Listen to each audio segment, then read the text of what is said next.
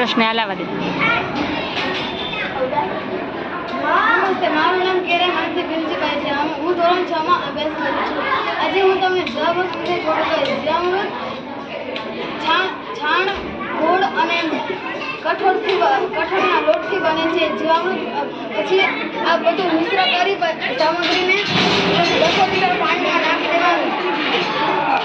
નમસ્તે, મારું નામ લાલવાબેન રસીભાઈ છે. હું ધોરણ 6 માં અભ્યાસ કરું છું. હું આજે જીવામૃત બનાવવા માટે 20 લીટર પાણી, 5 લીટર ગૌમૂત્ર, 5 કિલો છાણ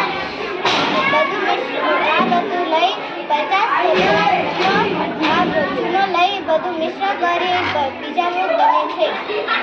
નમસ્તે, મારું નામ કેરા પ્રિન્સિપાલ છે. હું ધોરણ 6 માં અભ્યાસ કરું છું. હું આજે પ્રાકૃતિક ખેતીની પ્રક્રિયા કહીશ.